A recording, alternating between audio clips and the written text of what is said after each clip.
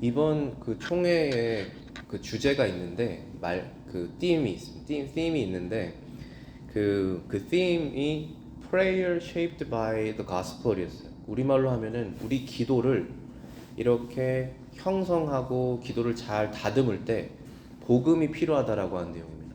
그러니까 복음에 대한 이해 없이 기도할 때와 기도와 내가 복음을 인식하고 무엇인지 알고 생각하고 기도할 때 기도가 다르지 않습니까? 그거에 대한 그런 주제였는데요.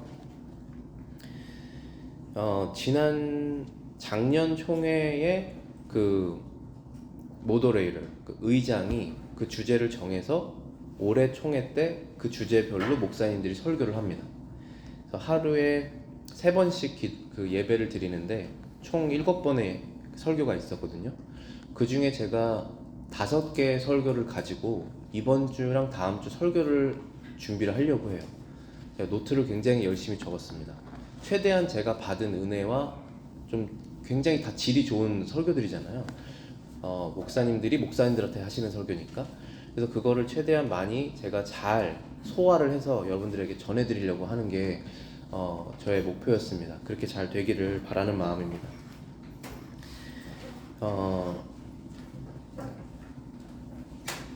또 신기했던 게 저희가 그 성경 공부 시간에 칼빈 기독교 강요를 나가는데 주기도문을 지금 몇 달째 같이 공부하고 있잖아요. 근데 이번 띠임이 주기도문이었어요. 그래서 주기도문 그 패티션 하나하나 6개 패티션 하나하나를 나눠서 이제 목사님들이 설교를 하셔서 저에게는 더 굉장히 큰 은혜가 됐었고 또 여러분들에게 그 은혜가 그대로 전해지기를 또 더 전해지기를 바라는 마음입니다. 제가 설교를 인용할 것은 누군가의 설교를 카피하면 안 되기 때문에 크레딧을 제가 다 드리려고 하는데요. 첫 번째 오늘 3가지 설교를 제가 최대한 하이라이트를 정해봤습니다. 첫 번째 설교는 칼 밴드뮤어이라는 목사님 그레이스 리폼 처치 그린빌 테넨시에 있는 그 목사님이 첫 번째 설교했을 때 제목은 When Prayer Becomes a Performance. 그러니까 기도가 하나의 공연이 되는 것, 사람들 앞에서 하는 그런 걸 주의해야 된다는 그런 내용이었고, 두 번째는 Spiritual Privilege, 영적인 특권. 우리가 하나님을 아버지로 갖고 있는 상태에서 기도한다는 게 얼마나 큰 특권인지를 우리가 다시 기억해야 된다는 사실. 사무엘 비탈리노, 이분이 이제 브라질 사람이고 이번 호스팅 처치 파스터였습니다. 에스퍼란스 BPC. 세 번째 설교는 케이시 서더랜드, 다 만나보신 분 있으시죠? PMU 필드 디렉터 케이시 서더랜드가 설교한 Depending on God's Fatherly Care. 그러니까 depend 하는 거죠. 의지. 완전히 하나님의 아버지로서의 케어에 돌보심에 의지해야 된다. 그런 내용이었습니다. 첫 번째 말씀은 기도가 공연이 될 때, 공연이 되면 안 된다는 얘기죠. 그것을 말씀 정하겠습니다. 마태복음 6장 5절부터 8절에 대한 내용이었습니다. 예수님께서 기도에 관해서 알려주실 때 우리에게 너희들은 기도해야 된다 라고 말하지 않습니다. 논증하지 않습니다. 왜냐하면 그리스도인들은 당연히 기도하기 때문입니다. 예수님께서는 이 기도라는 것이 아버지와 아들의 딸의 교통이기 때문에 당연히 하나님의 자녀가 됐으면 그 교통이 시작된다는 것을 알고 계셨습니다. 그래서 기도하는 것을 기도해야 된다라고 이렇게 말하지 않습니다. 우리가 기도가 하나님과의 대화라면은 그 기도를 여러분들이 즐겁게 생각하시지 않는다면 천국에서 여러분의 삶은 즐겁지 않을 것입니다. 천국에서의 삶은 하나님과의 계속적인 forever communication, fellowship이기 때문에 지금 그것이 즐겁지 않다면 천국에서는 즐겁지 않을 것이라는 사실입니다. 그래서 우리는 기도를 즐거워해야 됩니다. 기도는 당연히 그리스도인들이 하는 것이지만 문제는 우리가 어떻게 기도를 하는가, 그것이 중요한 문제이죠. 예수님께서 기도를 알려주셨을 때 얼마나 자주 기도해야 된다, 얼마나 길게 기도해야 된다, 그런 말씀을 하시지 않으셨습니다. 예수님께서 기도에 관해서 가장 먼저 알려주신 것은 어떠한 마음으로 기도를 해야 된다, 우리의 마음을 점검하는 내용을 먼저 알려주셨습니다. 기도의 길이는 짧을 수 있습니다. 성경에 아주 파워풀한 기도는 굉장히 짧은 기도가 많습니다. 그렇다고 해서 길게 하는 기도가 다 나쁜 기도도 아닙니다. 문제는 기도를 하는 마음이라는 것이죠. 첫 번째는 우리가 위선자처럼 기도하면 안 된다. 이게 첫 번째 우리의 기도의 주의점입니다. 마태복음 6장 5절부터 6절에 말씀하시기를 예수님께서 너희는 기도할 때 외식하는 자처럼 하지 말라. 그들은 사람에게 보이려고 회당과 큰 거리 어귀에서 서서 기도를 하기를 좋아하느니라. 내가 진실로 너에게 이르노니 그들은 자기 상을 이미 받았느니라. 너희는 기도할 때 골방에 들어가 문을 닫고 은밀한 중에 계신 내 아버지께 기도하라. 은밀한 중에 보시는 내 아버지께서 갚으시리라. 여기의 핵심은 기도할 때 다른 사람이 듣고 있지 않습니까? 공적인 기도를 할 때 그 다른 사람을 임프레스 하기 위해서, 다른 사람에게 깊은 인상을 주기 위해서 기도하지 말아라 라는 것입니다. 자신이 얼마나 거룩하고 자신이 얼마나 기도를 잘하고 자신이 얼마나 중요한 내용들을 생각하고 있다는 것을 과시하지 말라는 것입니다. 위선자라고 하는 말이 성경에는 외식하는 자라고 표현되어 있는데 이 위선자라고 하는 똑같은 말입니다. 영어로는 히포크라시라고 하죠. 근데 이 히포크라시라고 하는 단어가 헬라어 원어로 그 그리스 말에서부터 나온 것인데 휘포크리테스라고 하는 말에서 유래했다고 합니다. 근데 이 휘포크리테스는 무슨 뜻이냐면은 가면을 쓴 사람이란 뜻이에요.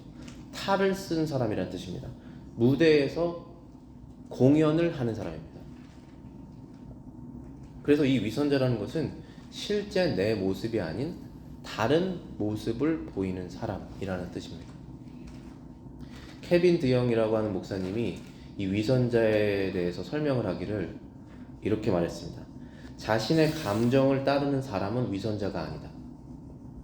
예를 들어서 나는 오늘 아침에 몸도 괜찮고 다 괜찮지만 그냥 교회를 가고 싶지 않아. 뭔가 짜증이 났고 만나고 싶지 않아. 그 감정에 이끌려서 누군가가 오늘 교회를 안 나왔으면 그 사람은 위선자는 아닙니다. 왜냐하면 자기 감정에 충실했으니까.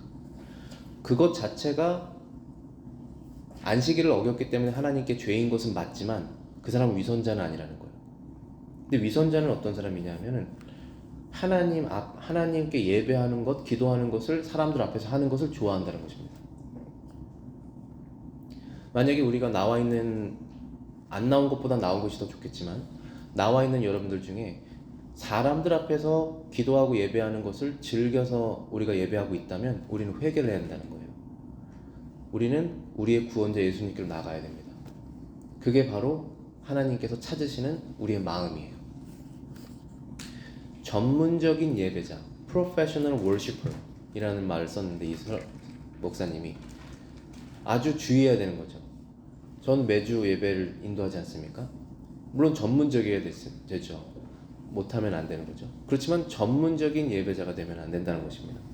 형식에 치우친 예배자가 아니라 마음에서 우러나오는 예배를 해야 된다는 것입니다. 사람은 쉽게 속일 수 있습니다. 그렇지만 하나님은 속지 않으십니다. 우리는 그 부분을 잘 기억해서 우리의 마음을 하나님께 드리는 예배, 기도를 해야 하는 것입니다. 두 번째는 이방인처럼 기도하지 말아라. 첫 번째는 위선자처럼 기도하지 말아라 였다면은 두 번째는 이방인처럼 기도하지 말아라 라는 것입니다. 마태복음 6장 7절부터 8절입니다. 또 기도할 때 이방인같이 중언부언하지 말아라. 그들은 말을 많이 하여야 들으실 줄 생각하느니라. 그러므로 그들을 본받지 말라. 구하기 전에 너에게 있어야 할 것을 하나님 너희 아버지께서 아시느니라.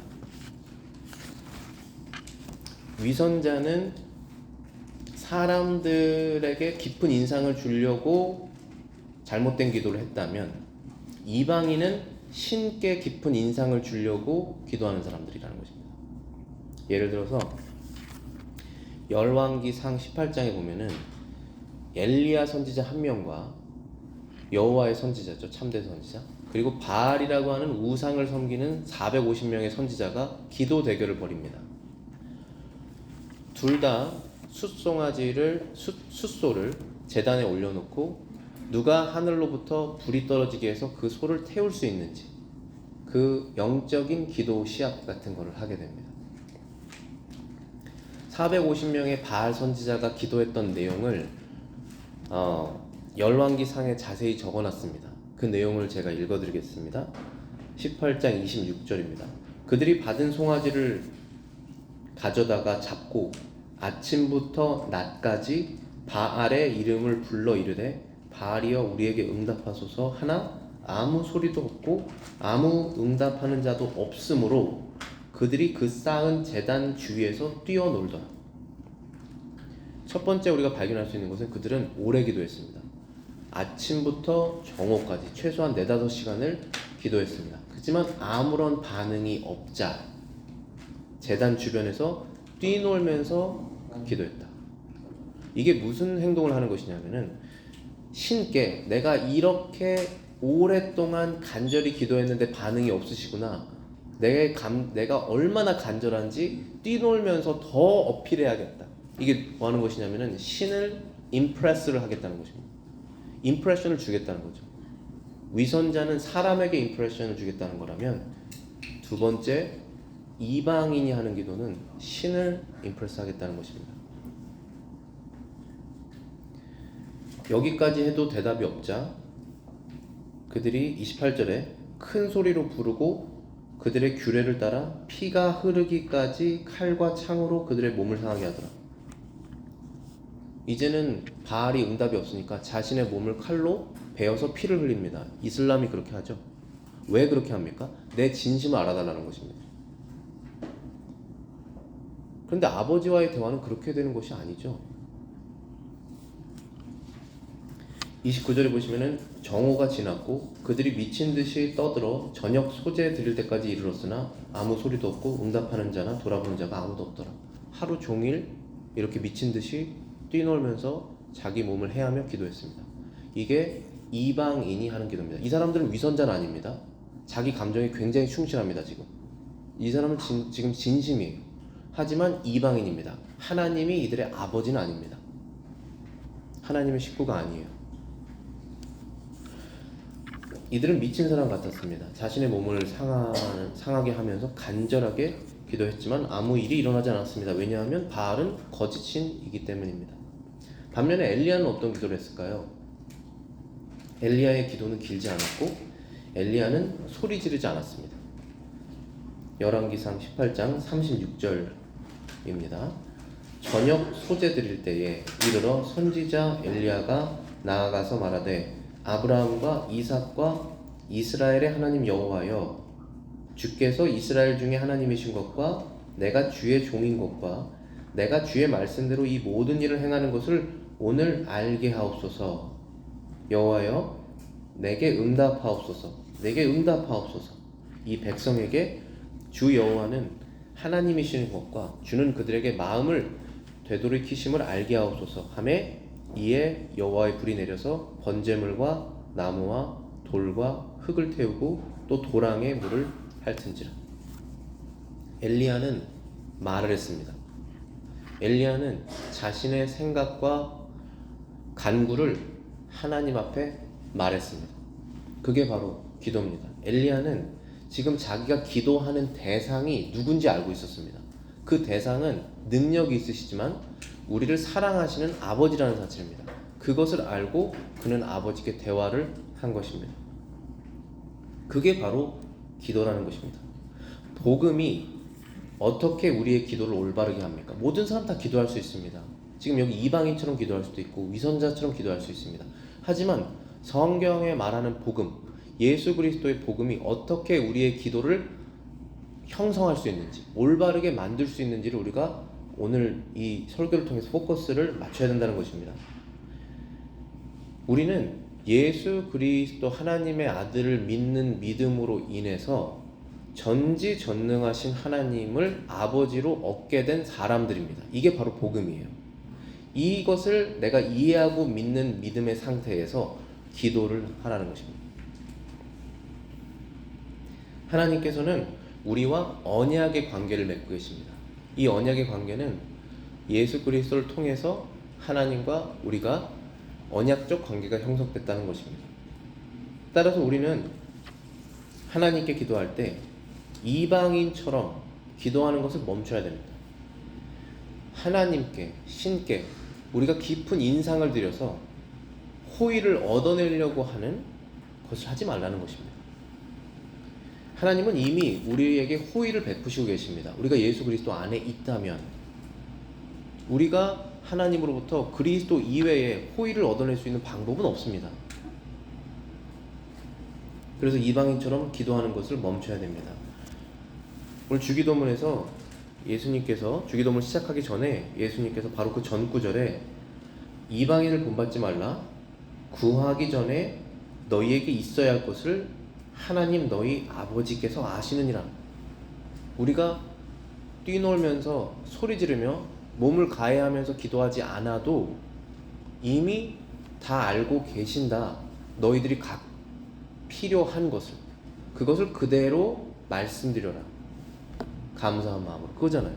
그게 바로 기도의 마음의 상태입니다. 어떠한 내용을 기도하는 것이 이제 주기도문의 내용이라면 그 바로 전 구절들은 바로 이 두 가지를 경계하는 것을 하셨다는 것입니다. 우리의 마음을 먼저 준비하는 것입니다. 그 다음에 이제 우리는 그 마음의 상태가 준비되었으면 기도를 시작하면 됩니다. 그런데 문제는 우리가 기도할 때 엉뚱한 것들을 기도하기 때문에 기도를 어떠한 내용을 해야 되는지를 알려주시는 것이 이제 주기도문이죠. 그거 하기 전에 이제 두 번째 설교를 보시면은 spiritual privilege, 영적인 특권. 우리가 하나님께 기도한다는 것이 얼마나 영적인 특권인지 보이겠습니다. 그러므로 너희는 이렇게 기도하라. 하늘에 계신 우리 아버지여. 하늘에 계신 우리 아버지여 라고 기도를 시작합니다. 이 기도가 하나님과의 관계에서 시작된다는 것을 발견할 수 있습니다. 그리스도 안에서 우리는 하나님을 아버지로 모시고 있기 때문입니다. 여러분의 아버지가 굉장히 큰 능력을 갖고 계신 분이시라면 여러분들이 굉장히 마음의 평안을 누리시겠죠, 세상에서. 근데 하나님께서 전능하신 분이십니다. 인간은 다 한계가 있지 않습니까? 근데 하나님께서 전능하신 분이신데 그분을 내가 아버지로 가지고 있다라는 사실을 진짜 알고 있냐라는 것입니다. 그 특권을 생각하라는 것입니다. 두 번째 이 부분에서 하늘에 계신 우리 아버지여 라고 했을 때 하늘이라고 하는 사실을 강조한 이유는 하나님께서 우리 아버지시지만 그분은 하늘에 계시고 우리는 땅에 있는, 그분은 신이시고 우리는 사람이라는 그 차이점을 기억하라는 것입니다. 하늘에 계시다는 것은 우리로부터 멀리 계시다라고 하는 그러한 거리의 의미가 아닙니다. 왜냐하면 우리가 예수님 안에 믿음을 갖고 그분 안에 들어오는 순간 하나님은 우리와 바로 옆에서 계속 같이 계십니다. 그게 바로 임마누엘이잖아요. 그래서 그건 거리를 말하는 것이 아닙니다. 그것은 경외심, 하나님에 대한 경외심, 아버지이시지만 경외심. 우리 육신의 아버지는 경외심을 어느 정도 갖고 있지만 어떨 땐 친구, 어떨 때는 내가 무시하기도 하고 그런 죄를 짓지 않습니까? 그렇지만 하나님은 그럴 수 없다.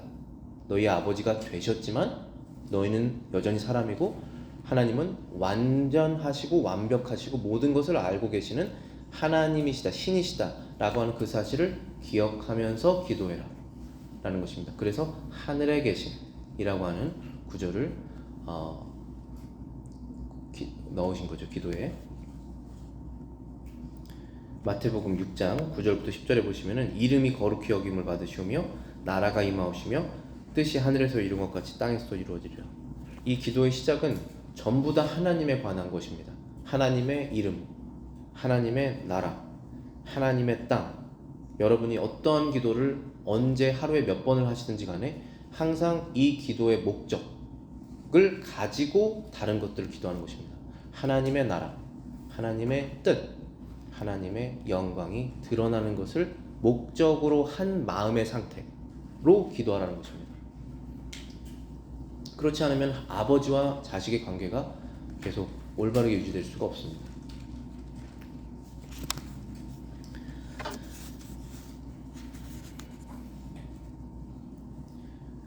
세 번째 설교를 보시면은 하나님 아버지의 케어에 완전히 우리가 의존해야 된다라고 하는 사실을 발견할 수 있습니다. 그것은 마태복음 6장 11절에 잘 나와 있습니다. 어쩌면 우리가 이 주기도문에서 가장 금방 기억할 수 있는, 쉽게 메모라이즈 할 수 있는 구절이겠죠? 오늘날 우리에게 일용할 양식을 주시옵고. 일용할 양식을 거부하는 사람은 없기 때문에 이것이 가장 잘 기억에 남는 구절이라고 생각합니다. 저는 그리스도 안에서 발견되는 것보다 더 큰 축복은 없다. 이 설교를 한 목사님이 처음에 설교를 하면서 시작할 때 이렇게 말을 하더라고요. 세상에 많은 축복이 있는데 그리스도 안에서 발견되는 것보다 더 큰 축복은 없다. 여러분들 동의하십니까? 미국에 오신 축복, 결혼을 하셔서 가정을 이루신 축복, 건강하셔서 지금까지 사시는 축복, 사업하셔서 어느 정도 성과를 이루신 축복들 있지 않습니까? 행복한 건 아니겠습니까? 자녀를 낳으신 축복들, 많은 축복이 있습니다. 그런데 가장 큰 축복을 내가 하나씩 비교를 해본다면 그리스도 안에서 발견된 축복보다 더 큰 축복은 없다라는 결론이 나와야 됩니다. 그게 바로 그리스도인들이에요. 내가 그리스도를 선택한 것도 아니고 그리스도께서 은혜롭게 나에게 찾아오셔서 나는 그리스도를 믿게 되어서 하나님이 나를 보실 때 이제 그리스도 안에 있는 사람으로 보신다는 것입니다. 그것보다 더 큰 축복은 없다. 그때부터 하나님을 아버지로 부를 수 있기 때문입니다.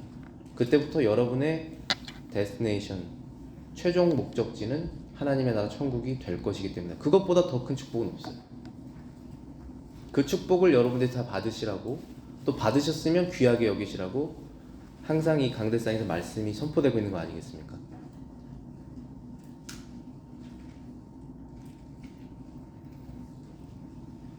우리가 그 축복을 얻은 이유는 복음을 알았기 때문입니다. 복된 소식, 예수님을 믿어서 죄 용서받고 하나님의 자녀가 될 수 있다라고 하는 그 복된 소식을 듣고 흘려보내지 않고 내가 마음으로 믿었기 때문에 그 축복이 시작된 것입니다. 그게 바로 믿음이에요. 그 복음을 믿는 믿음으로 기도를 바꿀 수 있다는 것입니다. 다시 말씀드리지만 모든 사람은 기도를 합니다. 이방인처럼 아니면 위선자처럼 기도를 할 수 있습니다. 그런데 이 방금 말한 이 복음이 나의 기도를 올바르게 바꿀 수 있다는 것입니다. 본래 우리는 하나님으로부터 무언가를 받을 자격이 없습니다. 왜냐하면 우리는 하나님께 죄를 짓는 사람이기 때문입니다. 그래서 우리가 하나님, 저는 이게 I deserve this, 나는 이게 받을만 합니다 라고 하는 것을 하나 찾는다면 그것은 바로 심판과 저주입니다. 영원한 심판이 우리는 deserve 한 사람입니다. 그런데 하나님께서 우리에게 이제부터 사랑을 주시고 필요한 것을 주시는 분이 되셨습니다. 왜 그렇게 되셨을까요?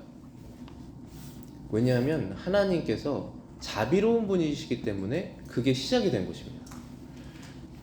여러분들 구약 성경은 하나님의 심판이 많고 신약 성경은 하나님의 은혜가 많다라고 생각하시지만 그건 잘못된 생각입니다. 미가서에 보시면은 7장 18절부터 20절에 주와 같은 신이 어디 있으리까? 주께서는 죄악과 그 기업의 남은 자의 허물을 사유하시며 인애를 기뻐하심으로 진노를 오래 금지 아니하시나이다. 다시 우리를 불쌍하게 여기셔서 우리의 죄악을 발로 밟으시고 우리의 모든 죄를 깊은 바다에 던지시리라.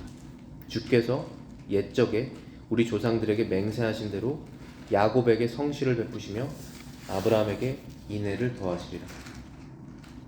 왜 여기에 지금 야곱, 아브라함이라는 이름이 나왔습니까?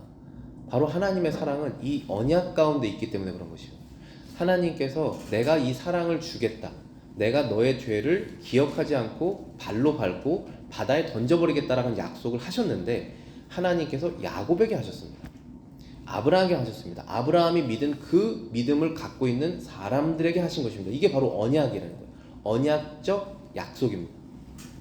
우리가 그 언약에 예수님을 통해서 들어와 있을 때 이 하나님의 죄 용서, 하나님의 사랑을 얻을 수 있게 된 것입니다.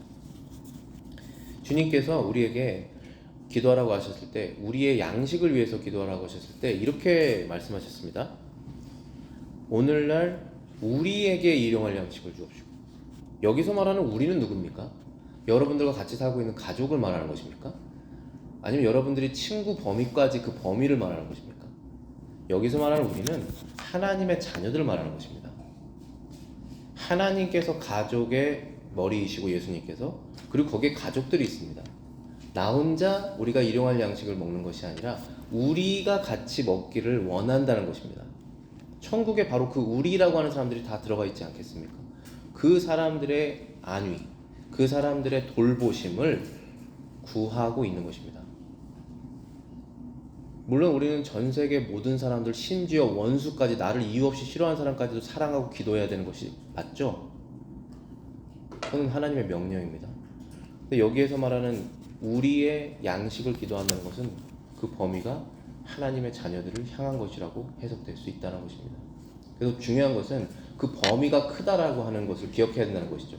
나의 양식을 내가 기도하라고 말씀하신 것이 아니라 우리가 쓸 양식을 기도했다는 것입니다. 하나님의 나라, 하나님의 백성들을 내가 생각하면서 기도하는 것입니다. 그 안에 나도 있기 때문에.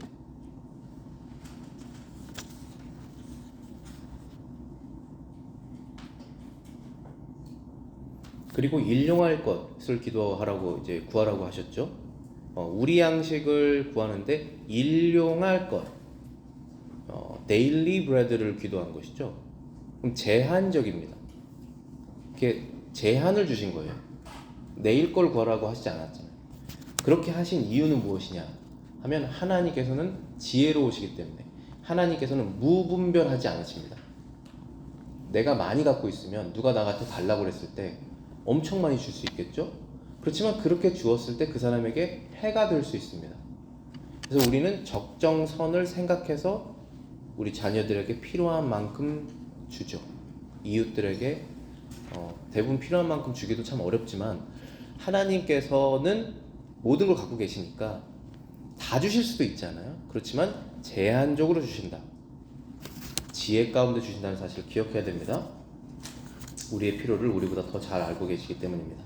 마태복음 6장 32절에 너희 하늘아버지께서 이 모든 것이 너에게 있어야 할 줄 아느니라. 그런즉 너희는 먼저 그의 나라와 그의 의를 구하라. 그리하면 이 모든 것을 너희에게 더하시리라. 만약에 하나님께서 여러분들에게 모든 것을 주시면 여러분들이 그것을 가지고 하나님의 나라와 의를 사용할 마음의 준비가 되셨습니까? 그게 바로 기도의 목적인 거예요. 하나님의 나라와 의를 위한다면 하나님께서 충분히 주실 수 있다는 것입니다. 그게 저희가 믿는 하나님이신 거예요. 그게 우리의 삶의 목적이기 때문에 우리의 눈은 예수 그리스도께 고정되어 있어야 됩니다. 우리의 눈은, 마음은 하나님의 나라에 고정되어 있어야 됩니다. 그렇지 않으면 자꾸 흔들리기 때문에 늘 우리는 그러한 고정을 다시 하는 것입니다. 기도할 때마다. 또 하나님께서 이렇게 제한적으로 주시는 분이시라고 해서 하나님께서 인색한 분이 아니라는 사실을 우리는 알아야 됩니다.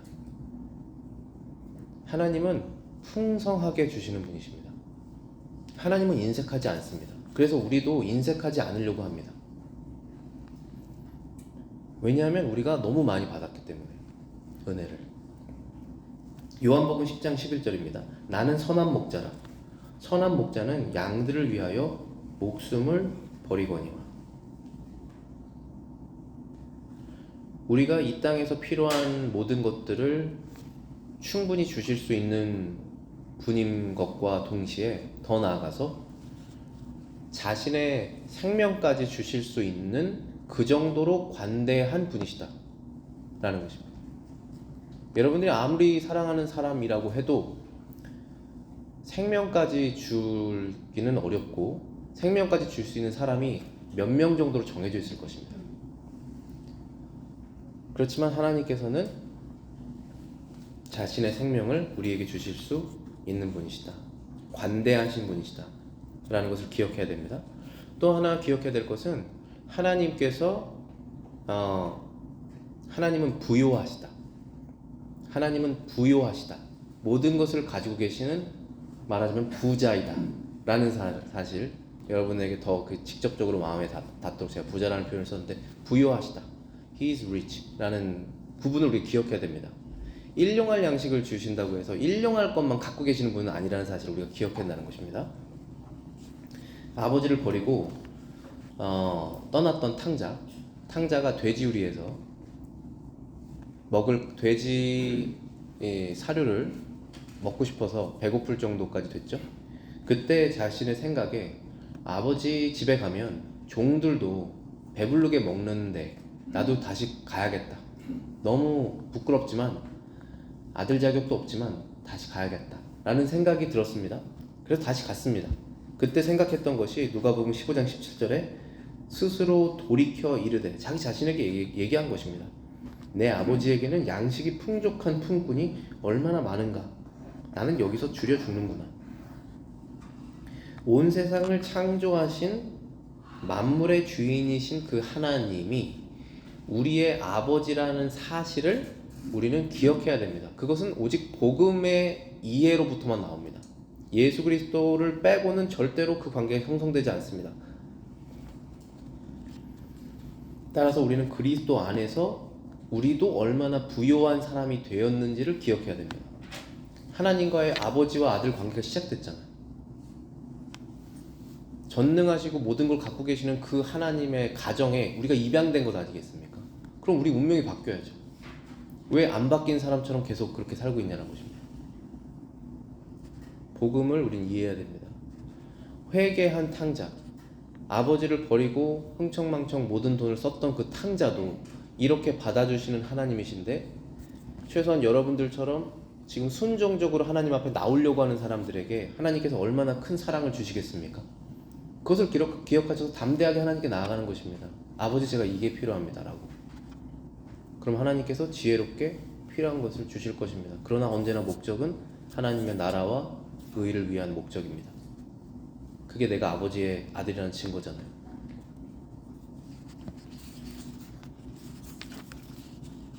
오늘 말씀의 결론으로도 우리가 그리스도인이 되었다고 해서 모든 게 다 정상적으로 제자리를 잡진 않습니다. 한 번에. 우리가 신앙생활 하면서 제자리를 잡아가는 거예요. 그런데 어떻게 제자리를 잡아가지냐면은, 무엇을 통해서 잡아가지냐면은 하나님의 말씀을 통해서 제자리를 잡아갑니다.